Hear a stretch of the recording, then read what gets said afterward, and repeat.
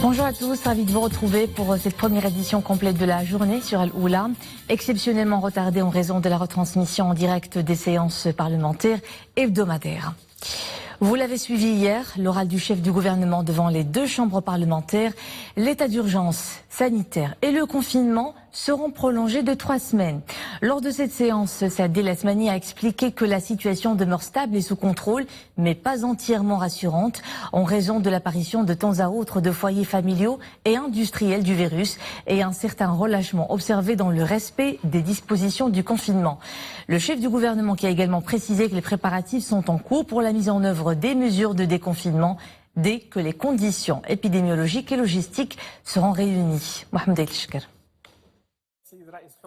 4 prérequis pour l'atténuation des mesures de confinement. Ils sont liés aux capacités du système de santé, au potentiel en dépistage, à la capacité de suivi de tous les cas et à la mobilisation d'un stock suffisant d'équipements sanitaires. Nous avons enregistré jusqu'à présent de nombreux acquis pour les préserver au plan épidémiologique et sanitaire. Il a été décidé la prolongation de l'état d'urgence sanitaire et du confinement pour 3 semaines supplémentaires. 4 prérequis donc pour justifier ce report pour 3 semaines du début du processus de déconfinement. Et première condition, le système de santé, explique le chef du gouvernement, doit avoir des capacités suffisantes pour gérer et accueillir les cas d'infection au Covid-19, tout en poursuivant la mise à disposition des traitements pour les autres cas de maladie. Surtout que des clusters continuent à surgir ici et là. Depuis le début de cette crise sanitaire, le Maroc a enregistré l'apparition de 464 foyers de contamination au niveau de 10 régions. 464 clusters avec 3800 cas positifs de Covid-19, soit 56% du total des cas enregistrés à travers le royaume, et la moitié étant au niveau de foyers familiaux. La deuxième condition est liée à la capacité de réalisation de tests pour les personnes contaminées avec célérité. Le chef du gouvernement explique que le nombre de tests qui peuvent être effectués actuellement est de 6600 tests PCR au niveau de 13 laboratoires. Ce chiffre peut atteindre les 8000 tests chaque jour si l'on tient compte des 5 laboratoires relevant des hôpitaux des Forces armées royales, 3 laboratoires dans des structures partenaires ou privées. En plus, 3 laboratoires supplémentaires seront lancés dans les semaines à venir dans les villes de Rachidiyat, Dakhla et Nador, en plus d'un laboratoire mobile. Objectif, atteindre une capacité quotidienne de réalisation de 10 000 tests. Le troisième prérequis est lié aux capacités de suivi de tous les cas et de leurs contacts. Les ministères de la Santé et de l'Intérieur sont d'ailleurs en train de développer davantage l'application informatique Wiqayatuna pour le suivi des cas probables de Covid-19.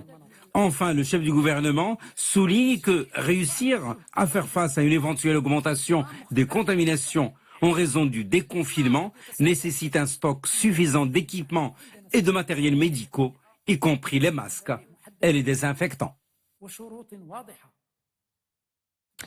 Le Conseil de gouvernement, réuni ce matin par visioconférence sous la présidence du chef du gouvernement, Saadé Asmani, a adopté le projet de décret portant prolongation de l'état d'urgence sanitaire sur l'ensemble du territoire national en vue de lutter contre la propagation du nouveau coronavirus. La Chambre des conseillers tient pour sa part une séance plénière consacrée à la discussion de l'exposé hier du chef du gouvernement concernant la stratégie du déconfinement post-10 juin prochain. Des indicateurs qui tendent toujours vers le vert pour la situation épidémiologique de ce mardi à 10h. 20 cas supplémentaires d'infection ont été confirmés pour porter le nombre total des contaminations à 6 972. 132 nouveaux cas ont guéri du Covid-19. Un nouveau décès est à déplorer, ce qui fait grimper le bilan à 193 victimes. Et puis le nombre des cas exclus après des résultats négatifs d'analyse effectués au laboratoire a atteint 92 367. Et parmi les régions qui enregistrent un faible taux de contamination au coronavirus, l'Oriental, 180 cas depuis le début de la pandémie. La région fait mieux par rapport notamment à Rabat Salé, Kenitra ou encore Fez Meknès. Les provinces de l'Oriental enregistrent des indicateurs améliorés, 0 cas en réanimation depuis plusieurs jours. La plupart des cas sont également bénins. Rachid Latabi, Nisra El Hamdawi pour le développement. Au service de réanimation et d'anesthésie Covid-19 du CHU Mohamed VI d'Oujda, la tension semble baisser d'un cran. Les visages masqués des soignants sont moins tendus. La cadence de travail est de plus en plus modérée. Les salles de réanimation soufflent enfin. Il ne compte plus aucun cas de Covid-19. Le dernier cas de Covid-19, nous l'avions accueilli au service de réanimation il y a un peu plus de 3 semaines. Plus de 8% des cas graves ont été guéris. Le dernier patient hospitalisé a quitté ce service il y a plus d'une semaine. Pour s'acquitter au mieux de sa mission pendant la période de forte pression imposée par le Covid-19, le service de réanimation et d'anesthésie a dû réorganiser le fonctionnement du staff médical. On a travaillé d'un système de garde qui est 15 jours de garde continue et 15 jours de confinement pour que s'il y en a des cas positifs entre nous, le personnel, on ne peut pas contaminer tout le service et l'autre personnel exerçant au service. La libération des lits de réanimation par les patients Covid-19 suite à leur guérison ne signifie en rien l'arrêt de l'activité au sein de ce service vital. À présent, nous recevons de plus en plus de patients non porteurs du Covid-19. En ce moment, nous sommes mobilisés au chevet de 20 malades souffrant de pathologies autres que le Covid-19.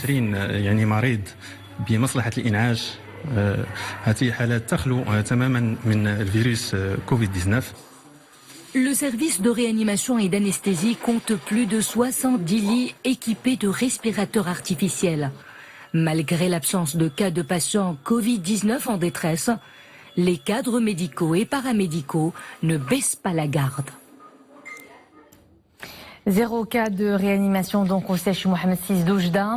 Enfin du répit pour cette structure hospitalière qui a enregistré des dizaines de guérisons, 50 pour la seule préfecture Oujda-Ngued, depuis le début de la crise au Covid-19. Et pour en parler, nous avons en direct le directeur général du CHU Mohamed VI d'Oujda, Abdelkrim Daoudi. Docteur, bonjour. Quelle est votre première analyse de la situation épidémiologique au niveau régional ? La situation au niveau de la région de l'Oriental reste maîtrisée, mais la vigilance reste de mise. Comme vous l'avez bien dit tout à l'heure, nous avons eu 199 cas de Covid-19 confirmés. On a enregistré 146 cas guérisons. Et il faut dire que les 24 patients qui restent hospitalisés actuellement sont des patients qui ne représentent aucun signe de gravité et qui ne sont pas admis, aucune réanimation au niveau de toute la région n'a de patients hospitalisés. Et ce qui est un très bon signe. Alors, comment se présente l'indicateur phare de l'évolution de la situation épidémiologique, à savoir le fameux R0 dans la région de l'Oriental ? Le R0 au niveau de la région de l'Oriental, il est inférieur à 1. Il est aux environs tel qu'il a été calculé par les équipes d'épidémiologie. Il est aux environs de 0,7, ce qui est un témoin de la stagnation de la propagation de l'épidémie. Mais il faut dire que la vigilance doit rester de mise, bien sûr, et surtout, le plus important, c'est le respect de nos concitoyens des mesures de sécurité du confinement, notamment les mesures d'hygiène et la distanciation physique.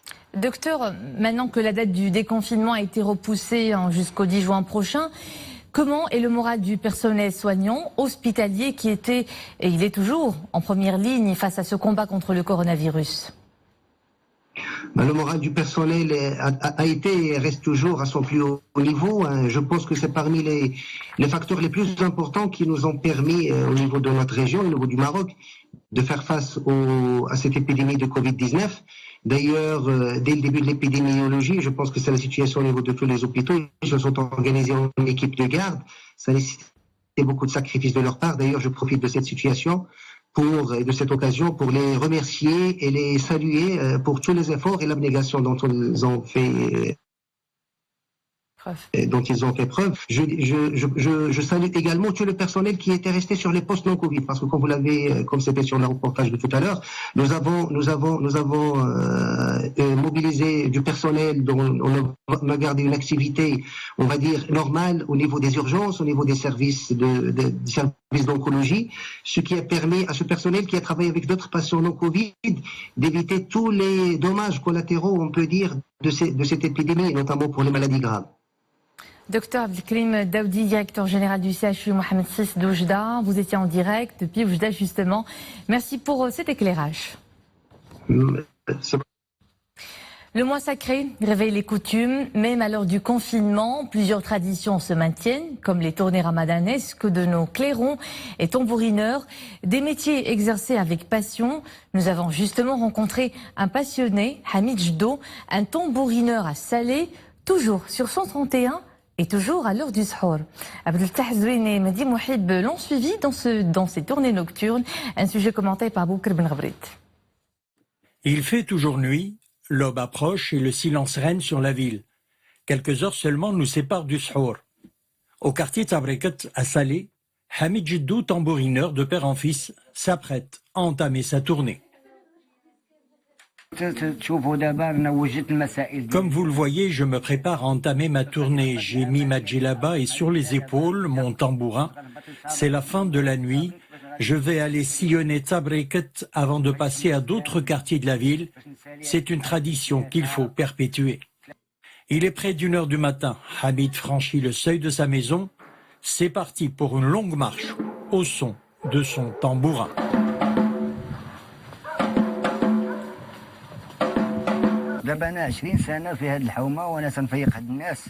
J'exerce ce métier depuis 20 ans. Je l'ai toujours fait avec amour et passion. C'est une tradition qui fait partie de notre diversité culturelle qu'il faut préserver. Au son du tambourin, les premières lumières des habitations du quartier annoncent le réveil pour le sahur. Hamid, c'est notre réveil matin durant ce mois sacré de Ramadan. Il est toujours à l'heure, c'est entre 1h et 2h du matin qu'il nous annonce l'heure du sahur.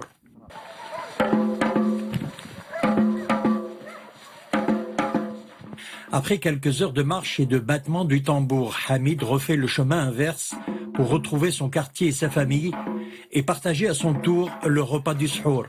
Le début du jeûne, c'est vers 3h38 du matin. Et c'est la fin de cette édition. Merci à vous de nous suivre. Tout de suite, l'info continue en espagnol avec Nisrid Benranen. Passez un agréable après-midi. À demain.